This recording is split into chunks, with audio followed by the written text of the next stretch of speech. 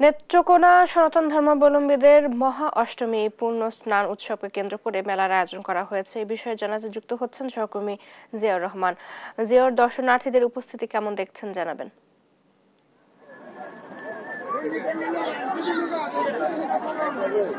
আমি আপনাদেরকে জানাতে চাই, যেমনটি বলছিলেন যে আমি এখন যে জায়গাটিতে দাঁড়িয়ে আছি সেটি হচ্ছে নেত্রকোনার কেন্দ্র উপজেলার কান্দিউরা ইউনিয়নের গুক বাজার। এটি একটি ব্রিটিশ আমলের ঐতিহ্যবাহী একটি বাজার। এখানে 3টি নদীর মোহনা একত্রিত হয়েছে, যে কারণে এই ঐতিহ্যবাহী জায়গাটিতে বছরের চৈত্র মাসের এই দিনে প্রতি বছরেই কিন্তু সনাতন ধর্মাবলম্বী যারা আছেন তারা কিন্তু এখানে যে ত্রিমোহনী ঘাটে তারা আপনার এই যে স্নান উৎসবের আয়োজন করে থাকে, জন্মাষ্টমী মহাষ্টমীর আয়োজন করে থাকে। তো এই স্নান উৎসবকে কেন্দ্র করে কিন্তু এই ত্রিমোহনীর ঘাটের তীরেই এখানে চমৎকার একটি মেলা বসে, যেটিকে স্থানীয়ভাবে বলা হয় বারুণী মেলা।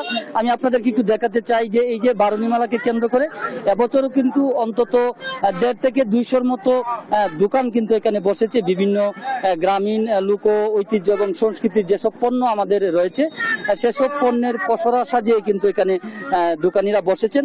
তো আমরা মেলা ঘুরে যে বিষয়টি দেখেছি যে এখানে কিন্তু একেবারে এই যে শিশুদের ঘুড়ি থেকে শুরু করে শিশুদের বিভিন্ন ধরনের খেলনা, নারীদের বিভিন্ন ধরনের তৈরি পণ্য এবং মিষ্টান্ন জাতীয় পণ্য সহ কিন্তু নানা ধরনের গ্রামীণ যে লোক ঐতিহ্য, কুটির শিল্প, এ ধরনের পণ্য কিন্তু এখানকার মেলার স্টলগুলোতে জায়গা পেয়েছে।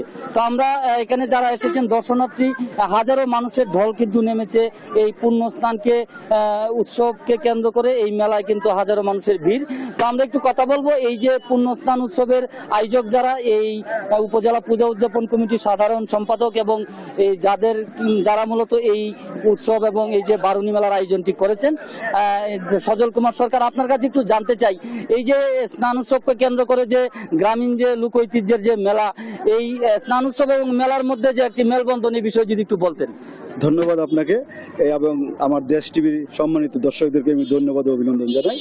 আসলে আমাদের যে অষ্টমী স্থানটা যেমন একটা ধর্মীয় সনাতন ধর্মাবলম্বী ধর্মীয় দিক, ঠিক তদ্রূপে যে মেলাটা এটা একটা আমাদের ঐতিহ্যগত দিক এবং এই ধর্মের সাথে ঐতিহ্যের সংমিশ্রণের মাধ্যমে আমরা একটা অসাম্প্রদায়িক বাংলাদেশকে গড়তে চাই এবং এইটার যে একটা সুষ্ঠু নিদর্শন সেটা কিন্তু আমাদের এই যে অষ্টমী স্থান অনুষ্ঠানটি।